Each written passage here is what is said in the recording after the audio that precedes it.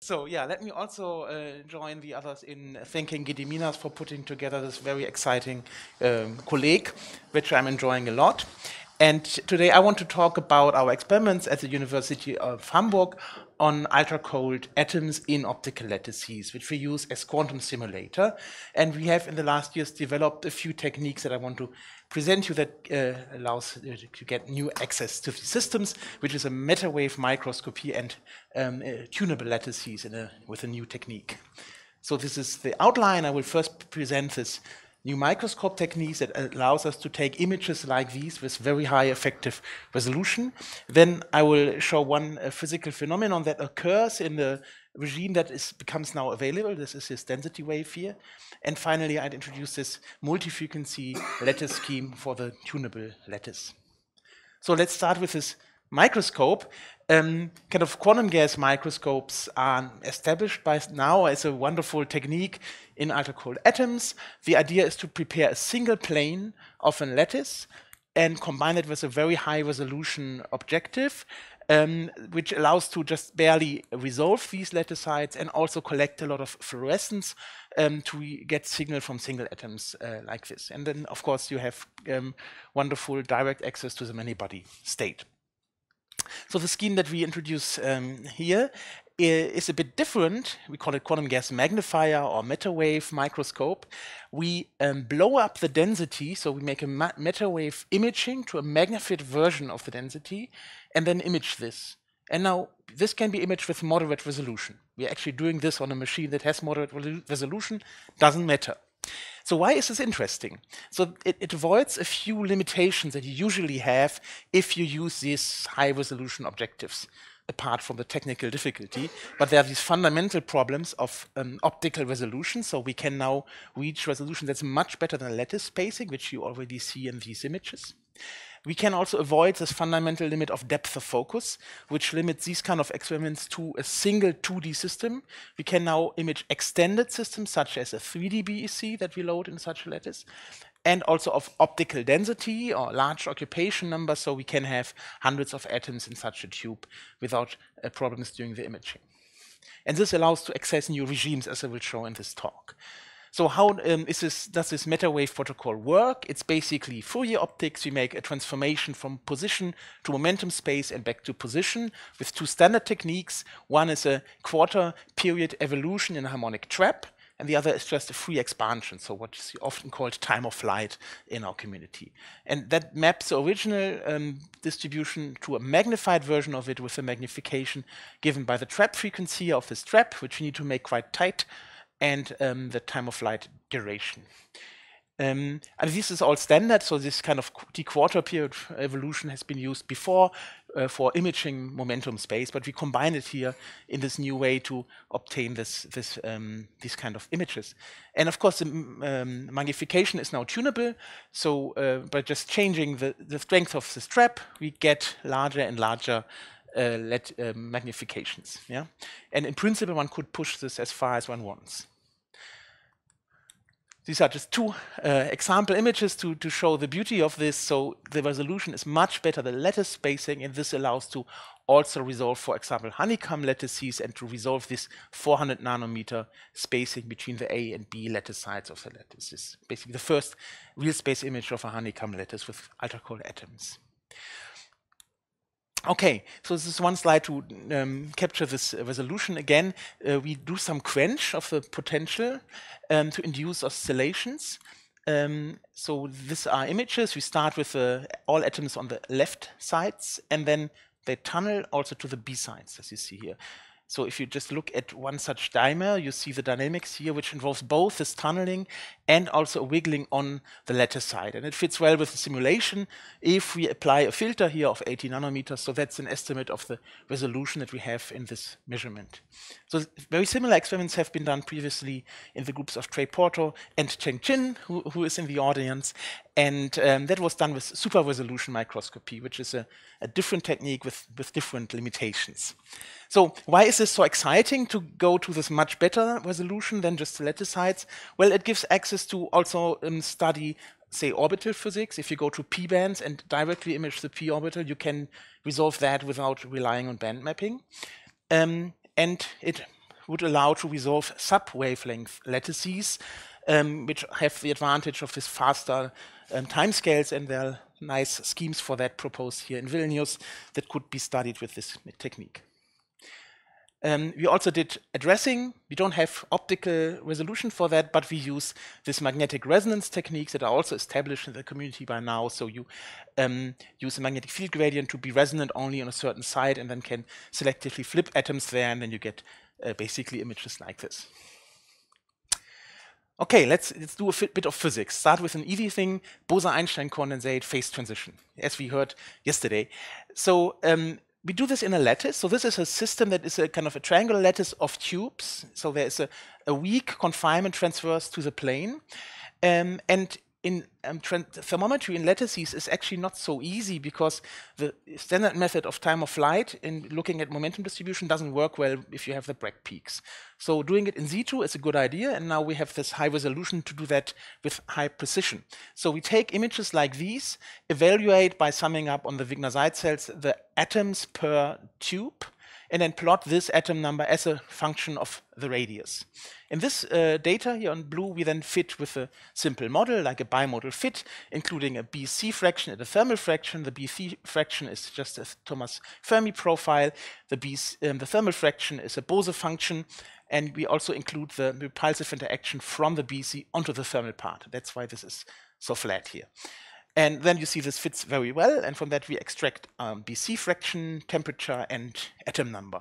And repeat that for a lot of measurements, and then can map out this phase transition, this thermal phase transition. So we plot the BC fraction as a function of the scaled temperature.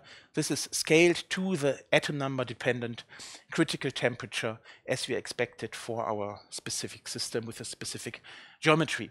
And we find, as to be expected, there is an interaction shift, which is actually quite large, so it's about 10%.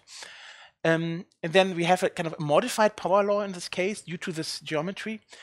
And another very interesting effect is this finite size effect that you see here. This is basically very typical behavior, but it's typical for much smaller atom numbers, like 1,000 or so. Here we have 50,000 atoms here about. So it's kind of surprising that you still see this finite size effect. And we think this is due to this very specific geometry of like array of tubes with a finite number of atoms per tube and a finite number of tubes. And then kind of you could ask what are the fluctuations here. We had this guest yesterday in the talk by Mr. Raczewski, and we are currently evaluating that, and we think that this is not just technical fluctuations, but might be related to the expected fluctuation of the microcanonical ensemble. So stay tuned for that. So I'd like to sketch then this physics thing of the spontaneous density wave. So whenever you have a new technique, of course, you play around, you see what to explore in this regime. And one thing we did was to load a BC in this lattice and then suddenly shift our trap. It's a magnetic trap, so we just switch off an offset coil to make it shift. So the atoms are now on a slope of the trap. So it's basically a tilted lattice that we quench into. And then we wait and see what happens. And this is what happens. We have this density wave that builds up on a scale of tens of milliseconds. These are two images, and you see that it seems to be a spontaneous density wave that here spontaneously breaks the discrete symmetry of the lattice. Here, for example, you have a domain wall. Usually you have like alternating lines of higher and lower density, and here are two lines neighboring that have higher density. So when we saw this, we were a bit puzzled. We didn't find any theory on that. So we approached our theory friends in Hamburg, Ludwig Mattei and his team, and he's also here in the audience. And they helped us understand what happens here. So firstly, they did a classical field simulation, including all the experimental parameters, which nicely reproduces our findings. So this shows everything is under control. And then the second point is to make a microscopic model to develop an understanding. And that is built on just a tight binding, a Hubbard model. So if we start with the description of a Hubbard model, we have just the direct tunneling between lattice sites and on-site interaction. And then, of course, delta is this energy offset between two sites along the tilt direction. And interestingly, one can now derive a Floquet picture for an effective Hamiltonian. So it's a bit surprising, at least to me at first, that you describe it by Floquet, because it's not a shaken system, not an AC-driven system, but it's a DC-driven system, like due to the tilt. And if you think about these different lattice sites, they all have different energies, so the kind of the time evolution is different. And in an interaction picture, you can map that onto a Floquet state and then apply standard techniques such as this Magnus expansion. And after a few lines of calculations that Lukas did, you get out with these terms being the dominant terms now. The direct tunneling is suppressed because it's extremely off-resonant now with this large tilt. And the leading terms are a correlated pair tunneling. So two atoms, one is hopping down the slope, the other down. That's a dipole conserving process, which is resonant, and also an offside interaction. And you see these terms have a strength that's given by S times U, and S is this ratio of the squared of the tunneling to the tilt. And we make this tilt very large here, so this is a small number, because we want these atoms to be localized at the slope. They shouldn't roll down, they should be stark localized. So this is actually a small effect, but it is effectively enhanced because we are working with hundreds of atoms per tube. So there's Bose enhancement, and therefore we bring this to a regime where we can see effects of that and have dynamics induced via this pair tunneling process. So that brings it to the timescales that are experimentally accessible here. And then this is basically the explanation of why we see this formation of a density wave, and it's basically also a step into extended Hubbard model physics, which usually requires some dipolar atoms or so, and here we get this in a usual lattice and with just alkali atoms. So I'd like to mention also that this is kind of right now, again, a hot topic, these tilted lattices. There are other experiments also working with that, more in a regime of one atom per side, so really Bose-Hubbard and Fermi-Hubbard model. And they're also looking at density waves, but they're kind of created with their microscope, and then look how they decay, which is then suppressed by interaction. And here this is really the situation where this spontaneously emerges, which is really very peculiar phenomenon. Okay. So I'd like just a few minutes on ongoing work. We are currently implementing these same techniques also in the other machine, which is a lithium machine with lithium 6 and 7. Currently we're working with a BC of lithium 7 atoms, and so we can take very similar images here. The difference is that now with lithium we have the possibility to tune interactions, which is of course very nice. And we use an optical trap here as a metawave lens compared to a magnetic trap. We have to be also working with Feschbach resonances, and this is kind of more tricky to align and to get it to avoid aberrations from metawave optics, but obviously it can work. And so here we have a high NA objective, which is not needed to resolve this, but which is needed to collect a large fraction of the fluorescence to reach the single atom detection regime. So that's why it's interesting. And like the ongoing work is about direct imaging of coherence properties. So you probably all know the Talbot effect.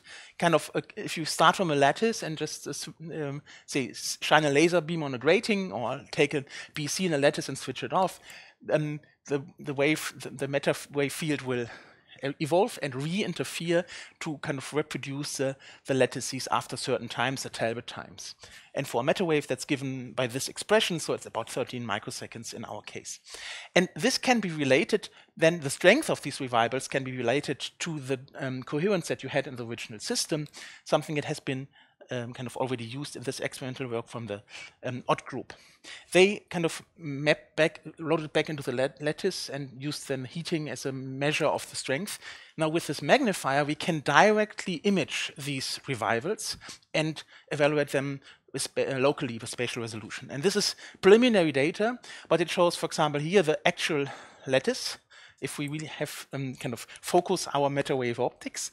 And now if we have choose a different evolution time, it's like making an image of a cloud that has evolved a bit. You see how the contrast vanishes and then comes back. Yeah, so this is basically the Talbot revival.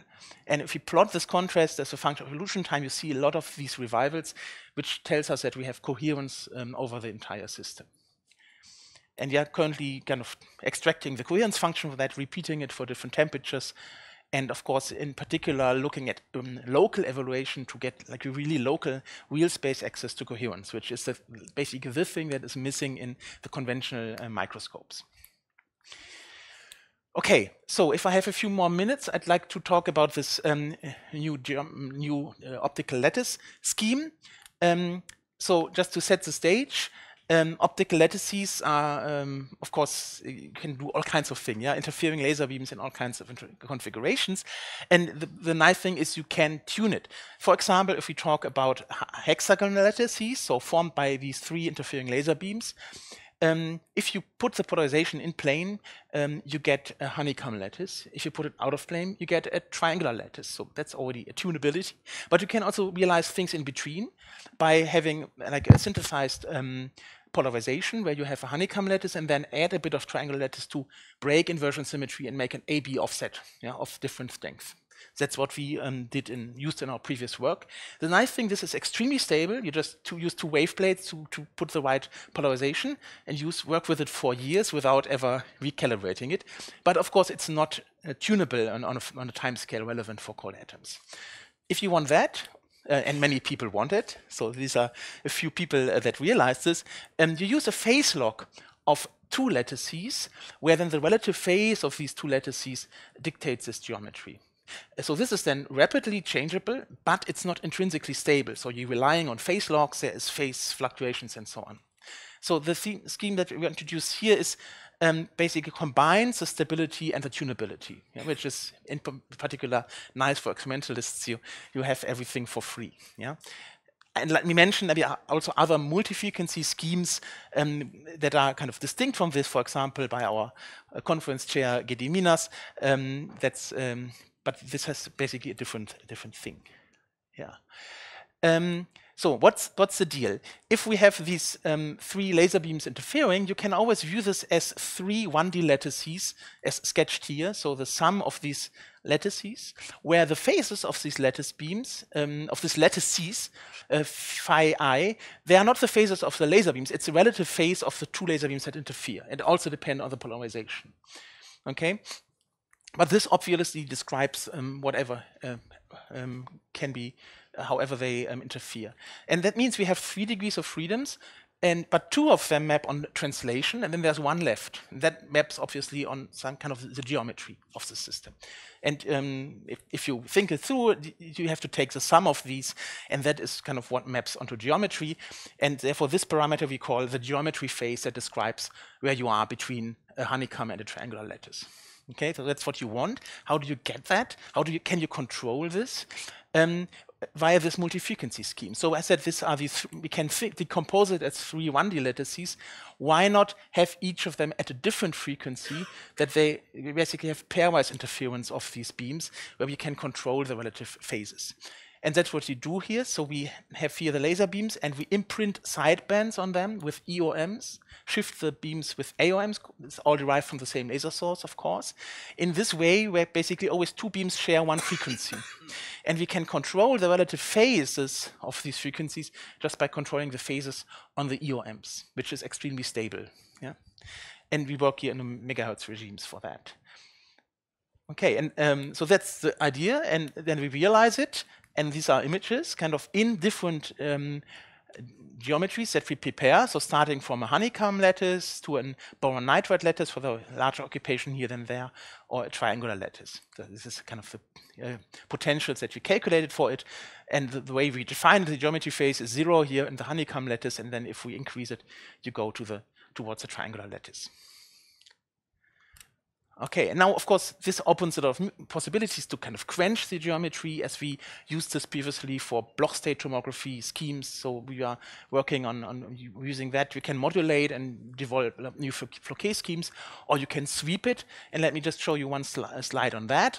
So if you sweep this geometry, you basically sweep the AB offset. So you can start with this offset, where the atoms are then prepared in the lower side here, as indicated by this red Wannier function. Now you sweep the sign of this offset, and if you do that quickly enough, the atoms will stay where they are, and they're now in the higher band. If you sweep further, they will occupy higher and higher bands. This is kind of the elevator trick, as we call it, that was introduced by Andreas Hemmerich, also in Hamburg, in checkerboard lattices. Yeah, it's a very efficient way to populate these higher bands in order to then study higher band physics, such as chiral superfluids and p-bands or so.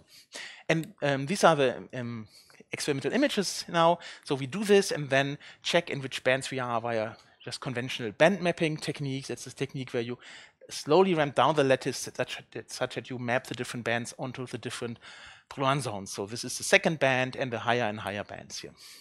So this is kind of just to show the control, and now next step is to do physics with that.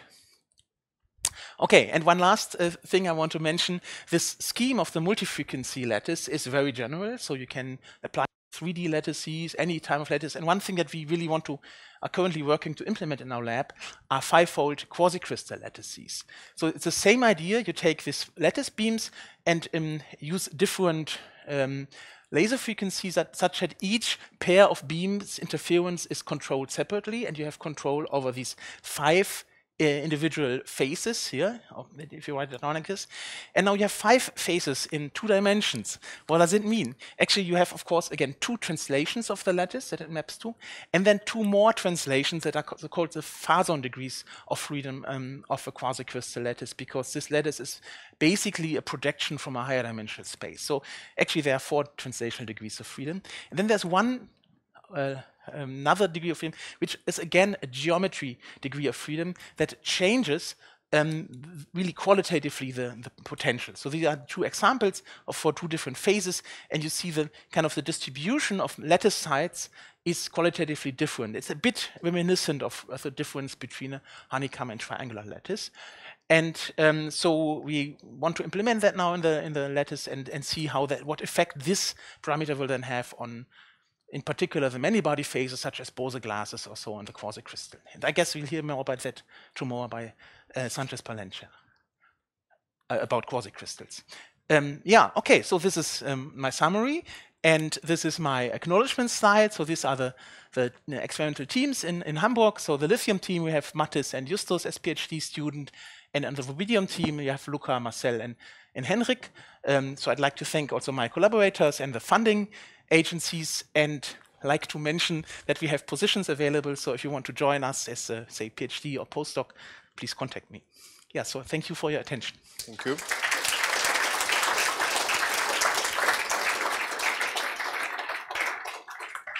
We have time for discussion, so.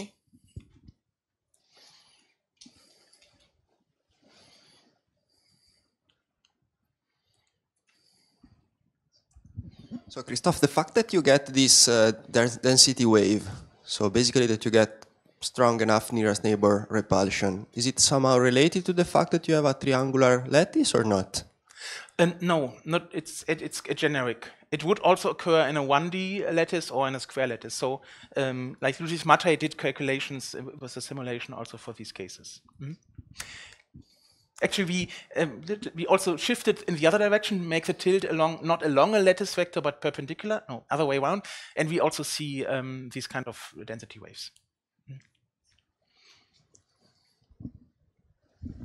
Building on that a little bit, thanks for the nice talk.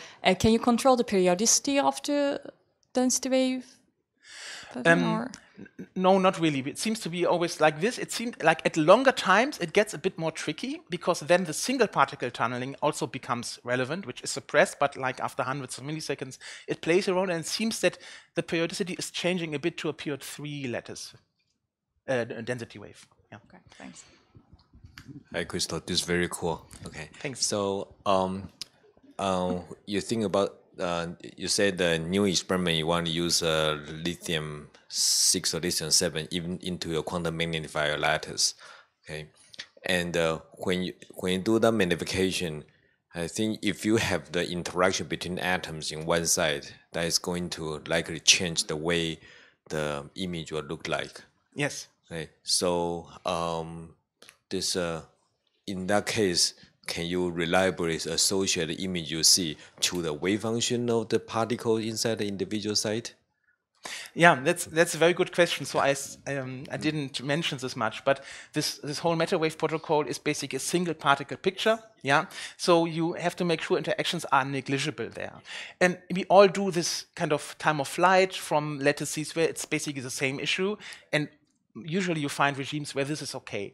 So in these experiments, we start with a lattice, and by switching off the lattice, we rapidly expand, so density rapidly drops, and then you are basically safe. But in this first experiment, we first froze the coherence, which is no problem if you just want to look at the density. This helps because then during this matter wave protocol, you don't have these Talbot interferences, which locally increase the density and therefore interactions. Yeah, so that is basically what helped there. Now, if we want to measure the coherence, this cannot work anymore. So this is why it's important to do it with lithium, where we can reduce interactions using the Feshbach resonance. Yeah, but we always have to watch out and check that we don't have aberrations due to interactions. Yeah. Mm-hmm. Anyone else? Last question. Okay. Thank you very much. Thank you.